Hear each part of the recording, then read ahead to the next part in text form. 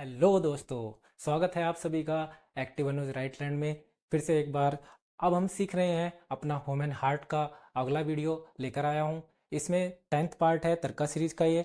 और आज हम जानेंगे, क्या आप जानते हैं कि केचुए में कितने हृदय होते हैं। तो आज की वीडियो से आपको पता लगेगा कि केचुए में कितने हृदय होते हैं। आप में तो एक ही हृदय होता है, वो कितने हृदय लिए बैठा है, तब उसके बारे में बात करेंगे। और अगर आपको पता है तो कमेंट में लिखिए कि केचुए में कितने हृदय होते हैं। आज हम हृदय के बारे में बात करते हैं। हृदय के बारे में हमने 9वें पार्ट में, अपनी तड़का सीरीज के 9th पार्ट में बहुत सारी चीज़ें कवर की हैं। उसमें बताया है कि उसकी स्टडी को क्या बोलते हैं और उसका डॉक्टर का नाम क्या होता है। हृदय हृदय के तो कार्डियोलॉजिस्ट उनको बोलते हैं और कार्डियोलॉजी इसकी स्टडी को बोलते हैं। ये हमने वहाँ पे जिक्र किया है। उसका वजन कितना होता है, तो 300 ग्राम वजन होता है। लेफ्ट साइड में 220 और अपना मिडिल में 80 होता है। तो इस प्रकार से वहाँ पे कुछ क्वेश्चन थे जो आपने देख लिए होंगे, मैं उम्मीद करता हूँ, 9th वीडियो में, 9th पार्ट में। ठीक है। और आज हम 10th पार्ट बना रहे हैं। 10th पार्ट में हम जो डिस्कस करेंगे कि इसकी बनावट कैसी होती है और इसमें क्या चैम्बर कितने होते हैं। तो वो आइए, चलिए बिना टाइम वेस्ट किए स्टार्ट करते हैं। बनावट, इसमें 4 चैम्बर होते हैं, 4 पार्ट होते हैं, जिसमें 2 आलिंद 2 निलय होते हैं। 2 आलिंद 2 निलय। ठीक है। अब एक एक उसमें से एक आलिंद लेफ्ट और एक आलिंद राइट, ऐसे ही एक एक निलय लेफ्ट और एक निलय राइट होता है। ठीक है।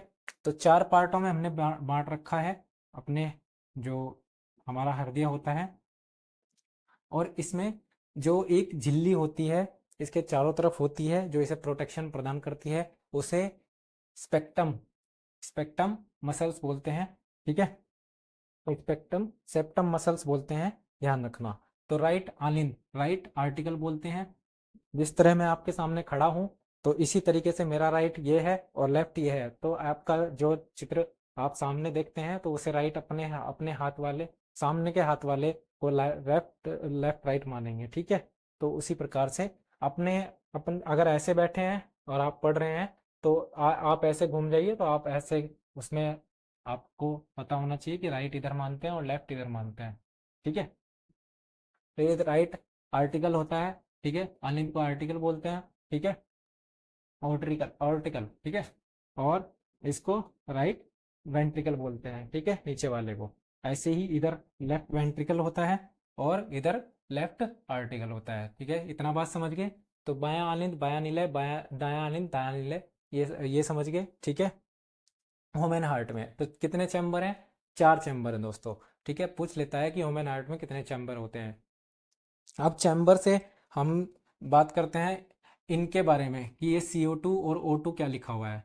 यहाँ से आपको एक क्वेश्चन मैं बता देता हूँ कि जो O2 मिला हुआ ब्लड होता है वो प्योर होता है, नोट कर लेना। और CO2 मिला हुआ ब्लड जो होता है वो इम्प्योर होता है। ठीक है। इम्प्योर CO2 मिला हुआ और O2 मिला हुआ जो होता है वो प्योर होता है, प्योर ब्लड होता है। अब प्योर ब्लड हमारी पूरी बॉडी में जाता है और जो इम्प्योर होता है वो पूरी बॉडी से वापस हृदय तक आता है। ठीक है, या फेफड़ों तक कह सकते हैं, फेफड़ों तक आता है। ठीक है।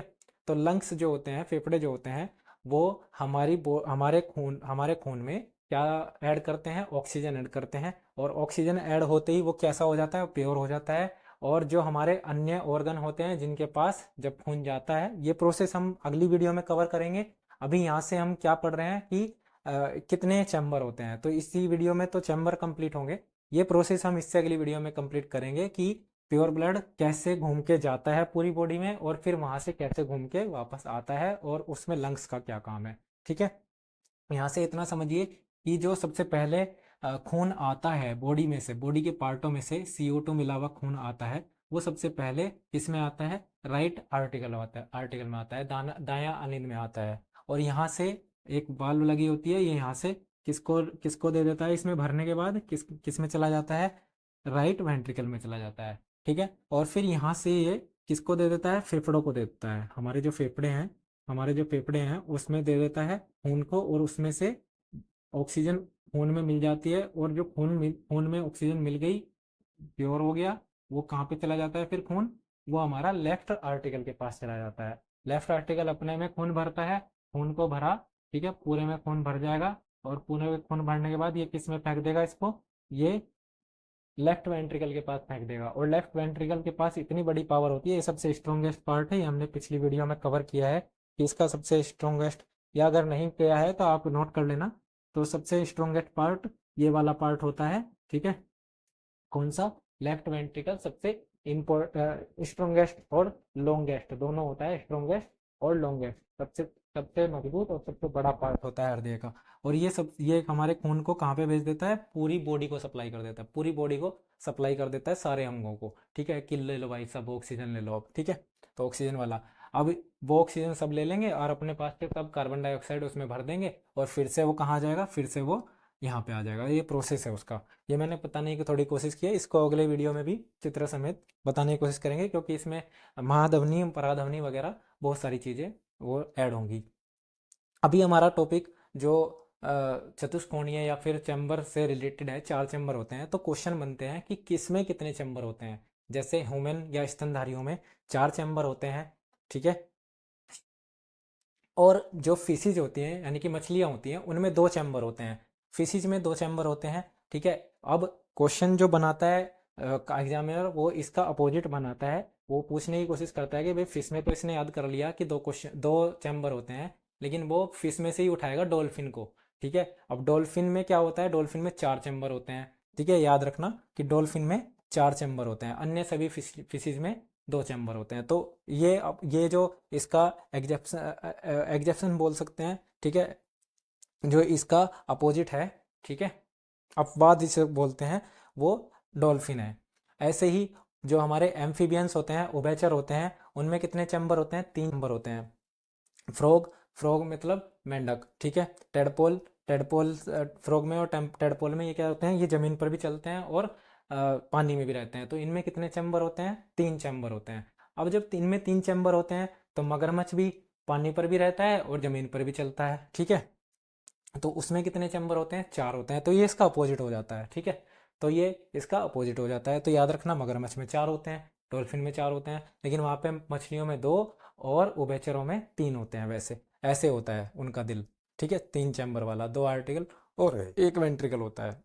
ऐसे ही सरीसृप जो रेख का चलते हैं, सांप हो गया, छिपकली हो गया, तो उनके पास कितने चैम्बर होते हैं? 4 चैम्बर होते हैं। दोस्तों ये पूछे जाते हैं कि किसके पास कितने होते हैं। ऐसे ही स्तनधारी में हमने सबसे पहले बात कर ली, हम स्तनधारी में ही आते हैं, सारे मैमल्स होते हैं और उनमें 4 चैम्बर होते हैं, ठीक है।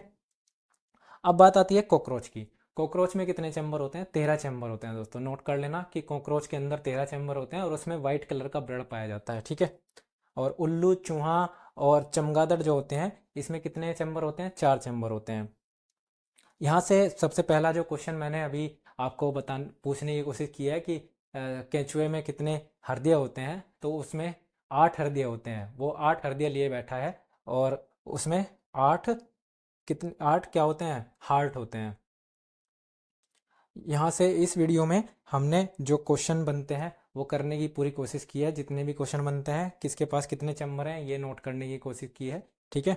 तो यहाँ से आगे वीडियो में हम कवर करेंगे कि हृदय किस प्रकार काम करता है, और इसके कपाट कौन कौन से होते हैं, कौन कौन सी इसमें वाल्व्स होती हैं, उन वाल्व्स का नाम याद करेंगे, ठीक है। वाहिकाएं कितनी कितनी होती हैं, वेसल्स कितनी होती हैं, तो ये अगले पार्ट में हम कवर करेंगे। इस पार्ट में इतना ही, और अच्छा लगे लाइक करें, सब्सक्राइब करें, और कुछ क्वेश्चन आपके दिमाग में हो तो वो कमेंट करें। तब तक के लिए धन्यवाद।